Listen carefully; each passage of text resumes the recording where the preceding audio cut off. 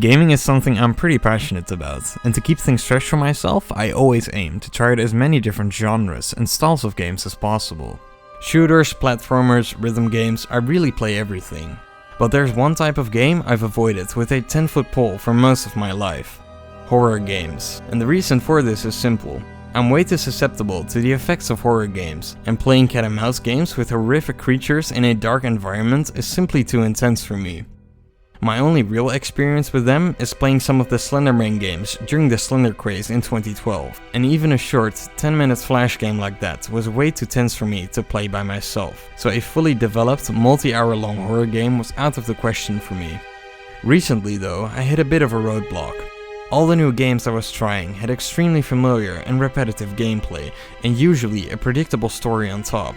I was getting bored out of my mind and was desperate for something to change up the pace. And so, I set a challenge for myself. Play through two of the most popular horror games of the past decade, Amnesia and Outlast, to see if I can make it to the end, and then do it all again on the highest difficulty. These playthroughs would have to be done alone, with a headset on, and in the evening. From this point on, spoilers for both Amnesia, the Dark Descent, and Outlast will follow.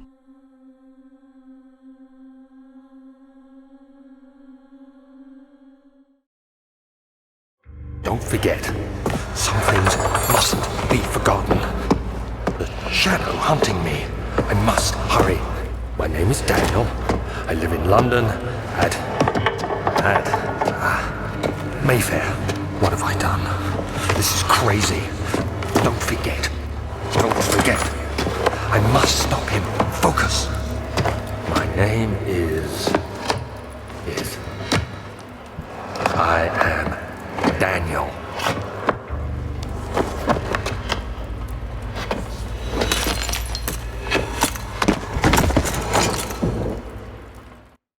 I started with Amnesia the Dark Descent, which I did have a little prior knowledge on.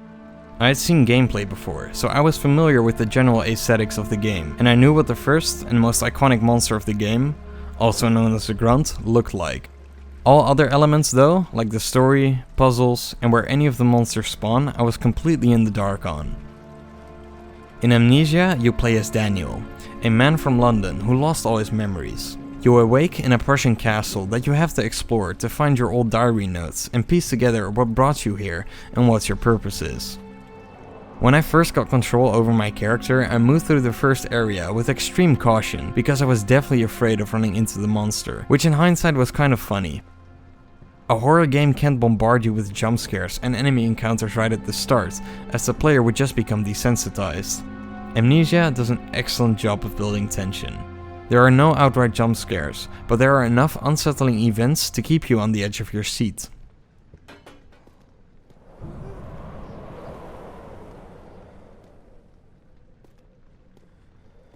Not much later, you find a lantern and the first note from Daniel's diary. This one note perfectly kickstarts the story and does a great job of building tension at the same time, so I will play it in full. 19th of August, 1839. I wish I could ask how much you remember. I don't know if there will be anything left after I consume this drink. Don't be afraid, Daniel. I can't tell you why, but know this. I choose to forget. Try to find comfort and strength in that fact. There is a purpose. You are my final effort to put things right. God willing, the name Alexander of Brandenburg still invokes bitter anger in you.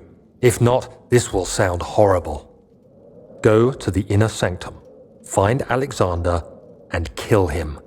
His body is old and weak, and yours, young and strong. He will be no match for you. One last thing. A shadow is following you. It's a living nightmare, breaking down reality. I have tried everything, and there is no way to fight back. You need to escape it as long as you can. Redeem us both, Daniel. Descend into the darkness where Alexander waits and murder him. Your former self, Daniel. Daniel's former self admonishing him about a shadow hunting him honestly gave me shivers, though I must admit I initially thought the shadow referred to the iconic Amnesia monster, which is not the case. It instead refers to an incorporeal entity taking form in the spink residue found throughout the castle, hunting Daniel for reasons that are at this point unknown. Afterwards, you enter the first real gauntlet of the game, the entrance hall. The shadow is blocking your path, so you need an acidic substance to free the way. Ingredients for this substance are locked away in the wine cellar, the key for which is hidden in the archives. The archives area is an absolute roller coaster. You constantly hear unsettling noises, and you will run into the Baron's grunt for the first time here.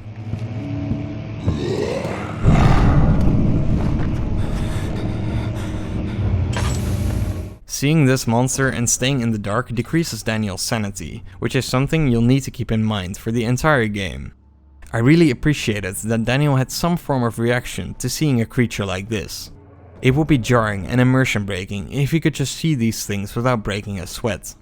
The wine cellar has an even creepier atmosphere and is a nightmare to explore. There is also yet another grunt encounter, so my heart was pounding the entire time. With the ingredients, a substance can be created in the laboratory to clear the way for Daniel.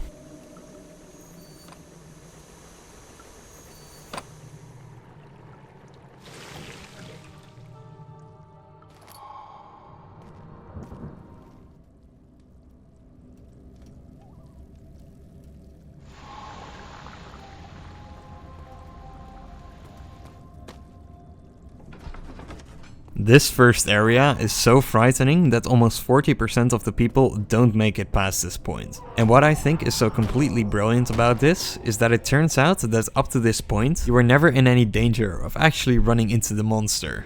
All of his appearances here are visual, and he despawns before you can get to him. Amnesia has made 40% of the players surrender to the game solely through psychological torment.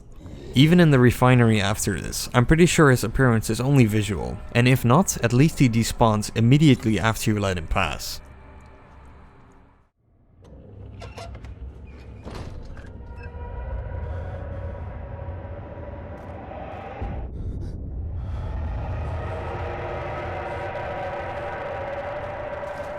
When you reach the next area, the entire room is flooded with water, which was the start of one of the most unforgettable sequences I've played in a video game.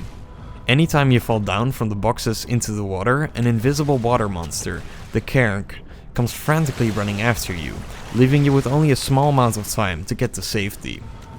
In the first room, this is manageable. There's a lever you need to pull that opens up the path to the next part, but there's still plenty of boxes to traverse over. The next area is different, and you're forced to walk through water in some parts.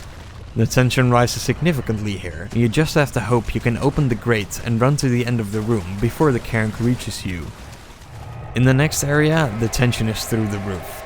You're straight up being chased with no more objects to hide on. All doors are closed and have to be opened as quickly as possible. Then finally, after narrowly avoiding the monster and with a pounding heart, you reach the last door safely, close it behind you, and ascend the staircase to this.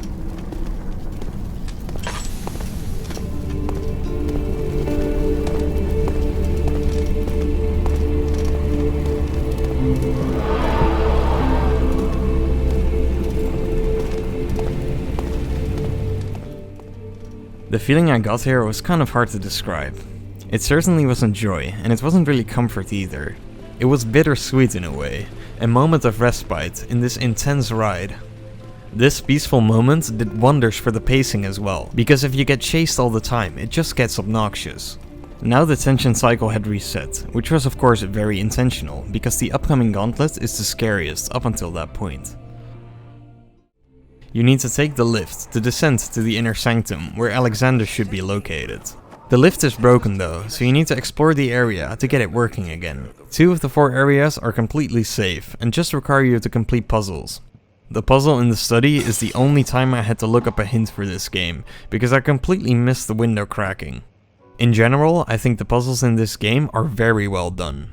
They're never overly convoluted, but they do require you to do a bit of thinking. I also never felt like any of the puzzles got repetitive. They all have different solutions and different mechanics, so the developers did a great job here. The other 2 areas do feature grunt encounters, where the monster doesn't instantly despawn, so my first playthrough here was ridiculously intense. The guest room wasn't that bad, since you can just hide in the closet when the monster storms in, but the storage room was a different story. When entering the room, Daniel chucks down a note about the darkness here feeling strange and unnatural. It's quite an open area, but because it's mostly engulfed in darkness, it feels claustrophobic nonetheless. Picking up a quest item here spawns a grunt, though he's pretty far away and easy to avoid.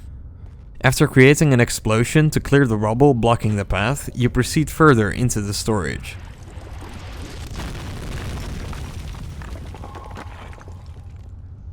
At this point, most players, including me, will think the castle's baron only has one service grunt that follows you around everywhere, since you've only seen one at a time so far. This would lead you to believe that, because you passed the area where the grunt was roaming, the upcoming area would be completely safe.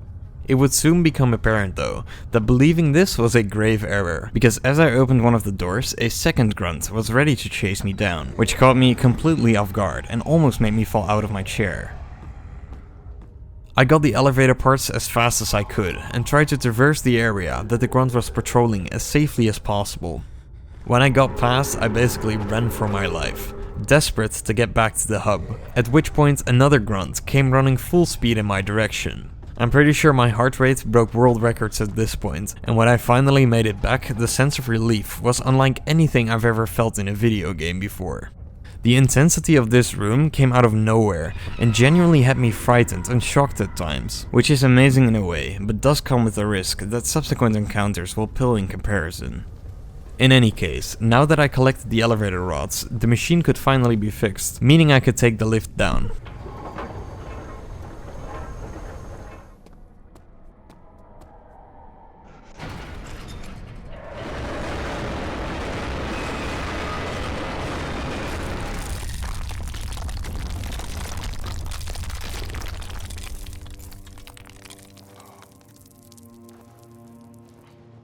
The prison area is up next, which is in my opinion the scariest part of the entire game, at least in terms of atmosphere. I felt a genuine sense of dread walking down the entrance of the dungeon, especially amplified by the screams and cries Daniel keeps hearing.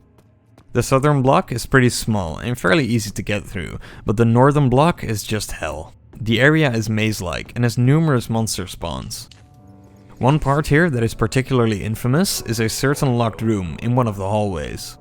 If you open the door, you hear the monster approach, so your first instinct is to hide in the room and close the door. But the monster was in a back room, so you've now locked yourself in with the grunt, meaning certain death.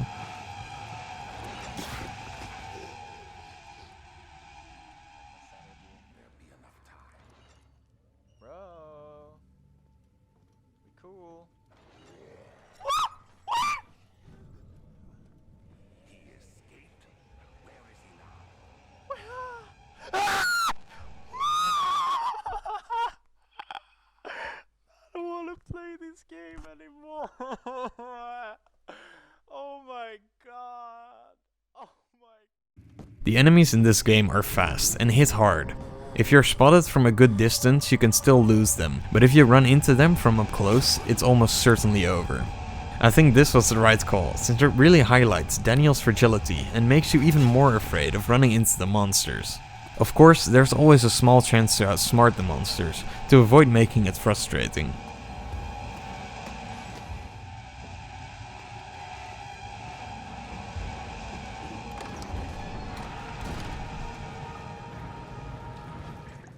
After making it through the prison, you reach the sewers, where the tension makes a necessary drop. The water level needs to be lowered, and you need a way to traverse through the poisonous gas. The only notable level here is the morgue, where you first encounter the new enemy, the Brute, who is faster and hits harder than the Grunt. The encounter here isn't a very big deal, but he becomes more of a nuisance when you finally make it down the actual sewers. He guards the exit here, and no matter what you do, there will be a chase sequence where any mistake will get you killed. This was one of the most hectic moments in the game for me, and I did die here once due to not opening a door quickly enough.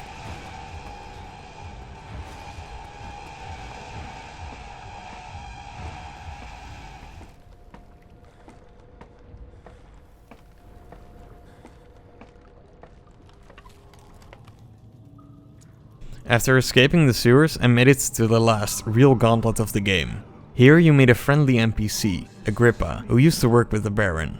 In this gauntlet, you can finally piece together Daniel's whole story and find out why he's so eager to kill Alexander.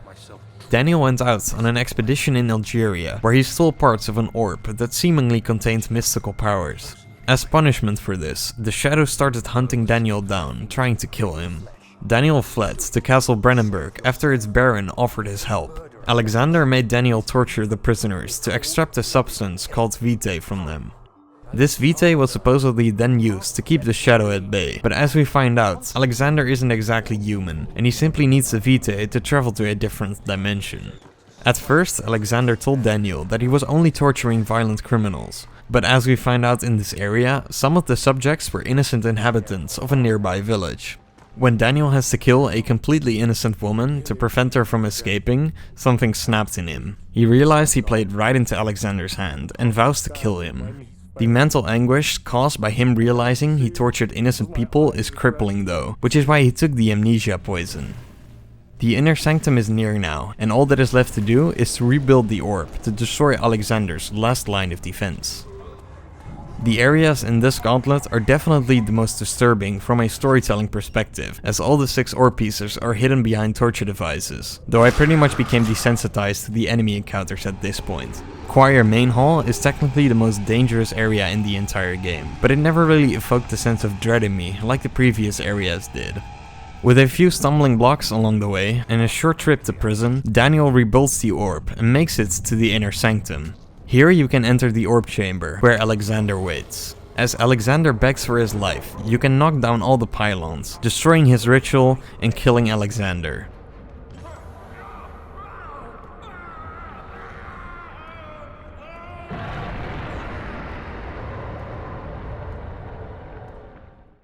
Daniel escapes Castle Brennenburg, having earned some form of redemption through ridding the world of Alexander. It was my greatest triumph, and I never looked back.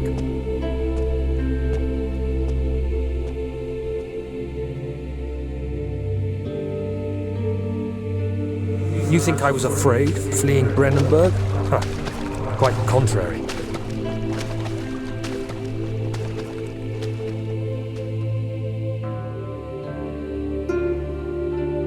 I knew it was my purgatory, hellfire made to wash away my sins.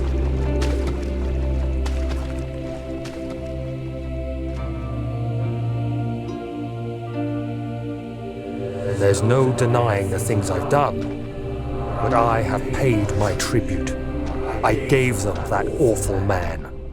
I did the right thing.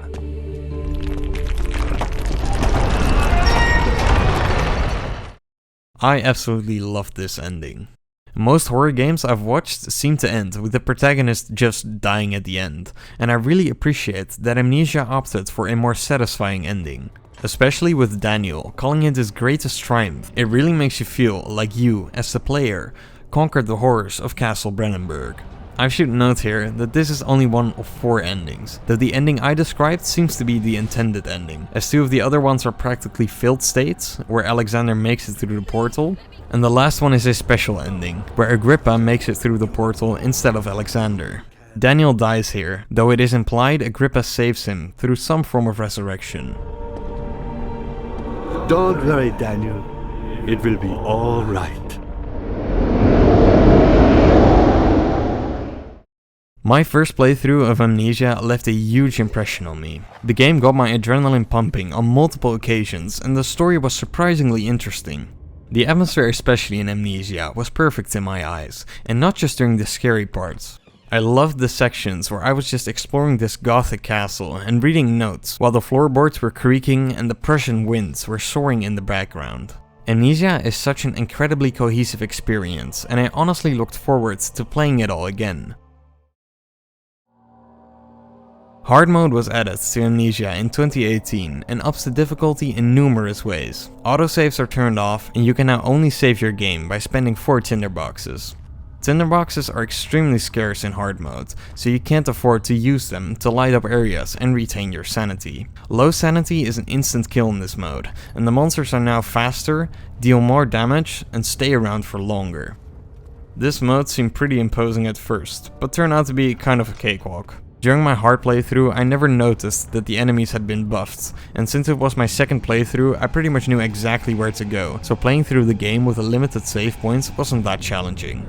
Genuinely, the only part that had become noticeably more difficult was retaining your sanity in the blood ritual part. Other than that, I think I actually had an easier time playing on hard than my blind playthrough on normal. Since hard mode was added 8 years after release, I don't really regard this as a flaw in the game. The addition was just extremely pointless in my eyes. With hard mode completed, it was time to kick off the second part of my project, playing through the indie horror game Outlast.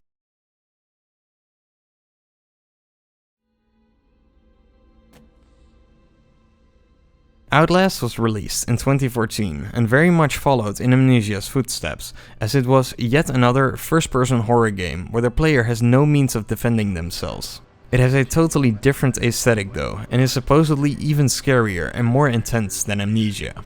Not long after my Amnesia playthrough, I got this game, and started it up with a feeling of undeniable dread. The plot of Outlast is more straightforward than that of Amnesia. You start out as Miles Upshur, a journalist who received information from an anonymous source that inhumane experiments are being conducted on patients in the Mount Massive Asylum in Colorado. You reach the asylum and find a way inside to start investigating. Outlast has several dark sections, and you have to use your camera to traverse these areas. When I first turned on the night vision, my stomach instantly dropped. They really nailed the night vision look in my opinion, and I felt incredibly uncomfortable whenever I had to turn it on. Even without night mode though, I think the game looks perfect. It has this kind of grainy and blurry look, which really fits the found footage horror aesthetic. In the first few minutes, it becomes clear that Outlast is a different experience than Amnesia. Amnesia doesn't have any proper jump scares, only scripted creepy moments. Outlast, on the other hand, in the first chapter, has this.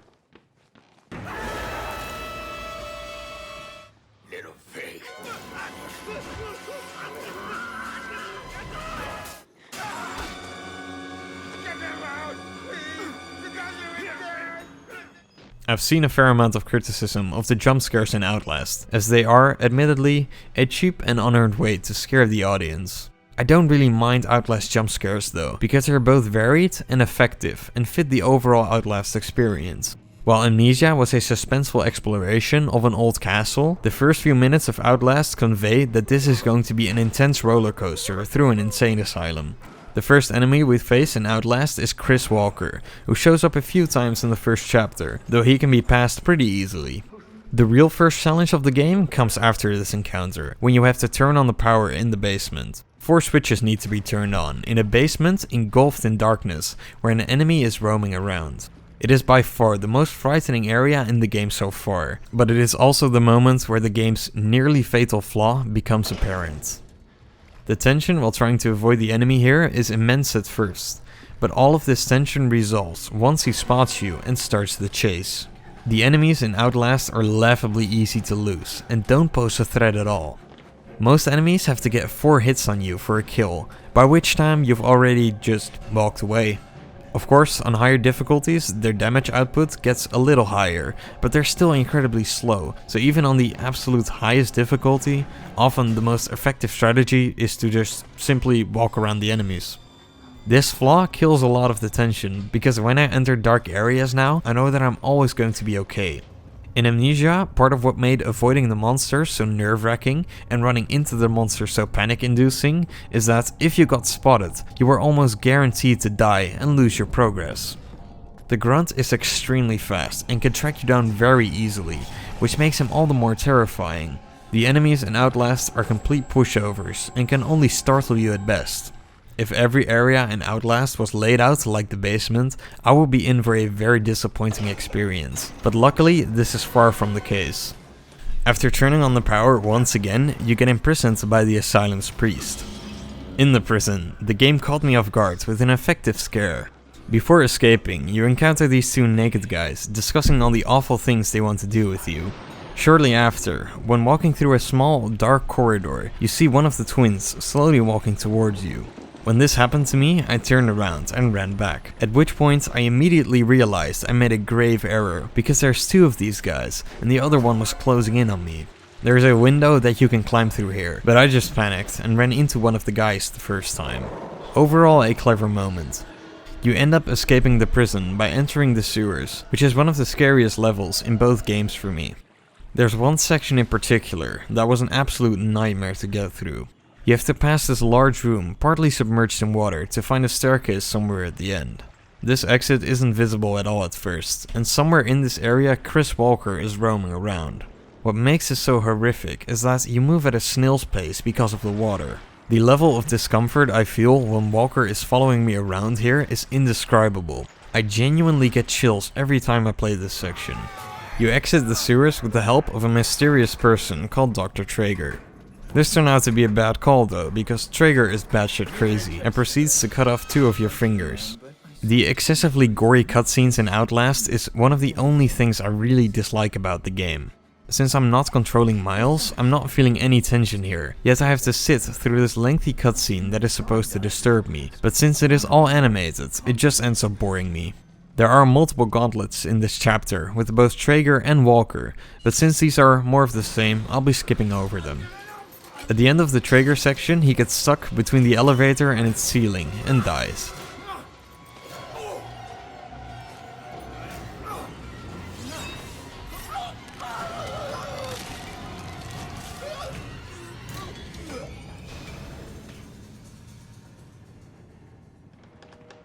The section in this chapter that ended up creeping me out the most was a moment that wasn't intended to be scary at all. You're passing through a completely abandoned part of the building, and things have been eerily quiet for a while, up until you reach this long hallway. The music starts to well up, and all the way in the distance, behind the window, stands a mysterious dark figure. The eeriness of the situation honestly shocked me, and if this figure broke through the windows and started running at me, I would have completely panicked. As it turns out though, it's just a priest, whose textures don't load in from that distance.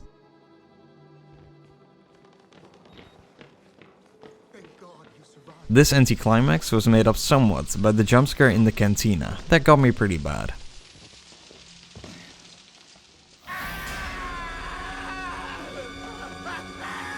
From this point on, I'm going to skip over most of the remaining gameplay, as it's mostly just entering areas patrolled by enemies to complete an objective and then moving on, with the notable exception being a short moment where you lose your trusty camera. A minor gripe I have with the game is that the objectives in these areas are way too simple. It's always collect an item, press a button, or turn a valve. Amnesia had relatively simple puzzles as well, but they always required at least some logical thinking, which created tension in areas that were patrolled by enemies. I think Outlast would have benefited from this as well. At the halfway point in Outlast, the story starts to pretty much fly off the handle. You keep encountering a ghostly figure who turns out to be Walrider, the result of a grand experiment taking place at this facility.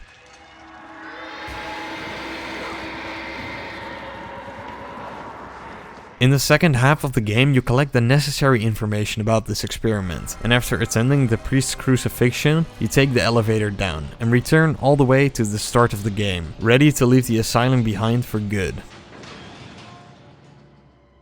Except, the story goes completely off the rails here, and has you play through an entirely new chapter in this underground lab. You are chased around by the Walrider here, who is by far the most unintimidating enemy in both games. You basically have to kill the patient that is hosting the Walrider.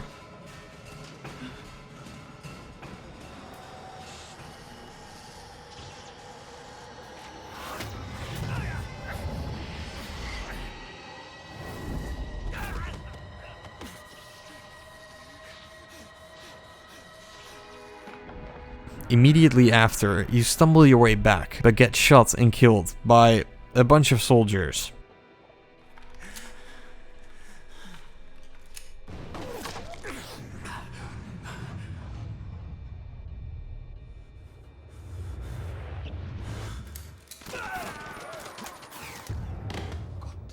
Miles becomes the host of the Walrider after this, and presumably goes on a killing spree.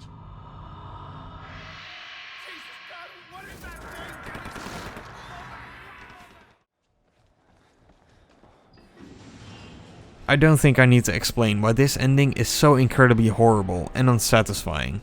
If Miles triumphantly escaped after taking the elevator, with more information about the Wall Rider sprinkled throughout the game, Outlast would have been a 7 out of 10 experience for me, but this ending single-handedly dragged this down to a 5. This rating would only be temporary though, because I had yet to play through the Whistleblower DLC, released shortly after the original game. In Whistleblower, you play as Wayland Park, who is the whistleblower that tips Miles off on the ongoing madness at the Asylum. The executive of the facility finds out about this immediately though, and has you resign yourself to the Asylum and become a patient yourself. When playing this DLC, I was pleasantly surprised by how original every area was compared to the full game. Plenty of new ideas to scare the player are scattered throughout the DLC, like this courtyard halfway through that is completely immersed in fog, so you can't use your night vision to navigate around. There's also a jump scare here that I never see coming and gets me every time.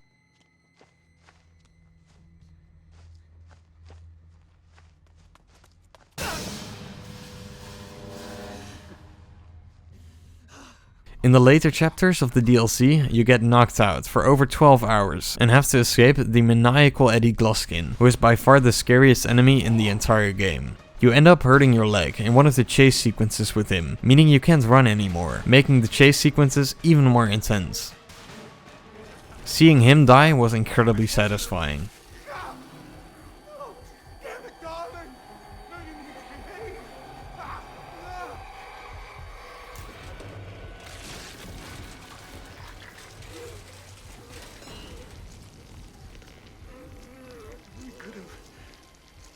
Been beautiful. After escaping Gluskin's gauntlet, you find out that during the 12 hours you were knocked out for, all of the events of the first game occurred, meaning that all hell has broken loose and that Miles is now the Wall Rider. This time it's Wayland who is on the precipice of leaving this hellish asylum. You get attacked by the executive right before the exit, but Miles intervenes and saves your life. With the sun rising in the background, you finally make it to the asylum gates, where you can take Miles' car. You then drive home and fully expose the Mount Massive Asylum.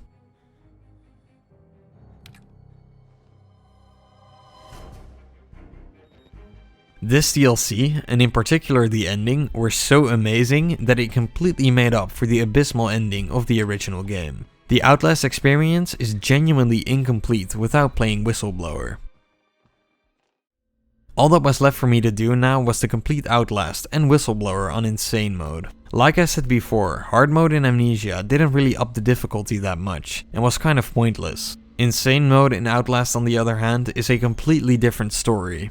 Enemies now kill in 1 or 2 hits, there are almost no batteries scattered throughout the game, and the real kicker, if you die you have to start over from the beginning. It's really this last addition that makes the Insane run ridiculous. Every area individually isn't that hard to pass on the highest difficulty, since most enemies in this game can be toyed with pretty easily, but as you progress through the game you start to get nervous, which significantly increases the likelihood of you panicking and making a bad call. Not to mention there's multiple finicky jumps throughout the game that can easily be missed, one of which is at the very end. The best strategy for completing the Insane runs is to speedrun through the entire game and complete objectives before enemies can get to you. Speedrunning Outlast on Insane is the definition of intensity. You encounter enemies and chase sequences and jump scares at such a ridiculous pace that it's genuinely a roller coaster of an experience.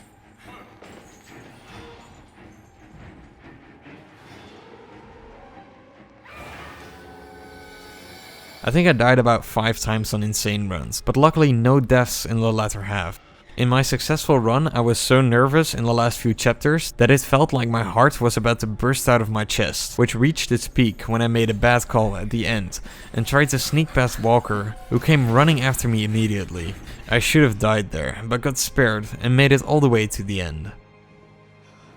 The Whistleblower Insane run is both shorter and easier. The only close call ended up being me completely missing a door and almost running into Eddie, though he's pretty slow here, so I did escape and was able to complete the Insane run on my first try.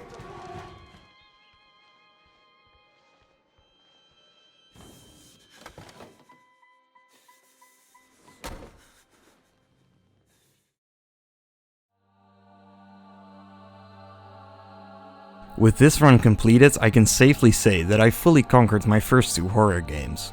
Throughout this video, I think it's become pretty clear which of the 2 games I prefer. Amnesia simply outdoes Outlast in basically every aspect. I still think Outlast was an amazingly well put together horror experience though, which considering it was the studio's first ever game is definitely impressive. It's a game I would warmly recommend to anyone, but at the same time it does have serious flaws. With Amnesia on the other hand, I'm seriously struggling to find any substantial flaws. I was fully immersed the entirety of the game, and if I seriously think about it, I don't think I've played many games that are this cohesive and downright faultless. This all leads me to the conclusion that Amnesia is absolutely one of the best games that I've ever played.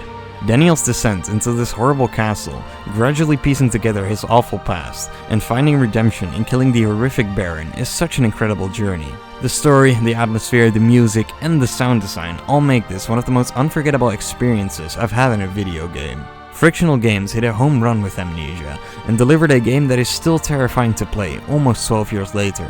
I've since played the 2 sequels, A Machine for Pigs and Rebirth, which for me, and for many others, did not capture the magic of the first game. This means that the Dark Descent will likely remain the studio's magnum opus. Currently, Resident Evil 7, Visage, and The Evil Within are on my radar, but I'm open to suggestions, so if there's a great horror game you feel I should play, please let me know. With that, I want to thank you all for watching this through to the end. I hope you enjoyed, and as a side note, the next video shouldn't take nearly as long to make as this one did. I'll see you all then.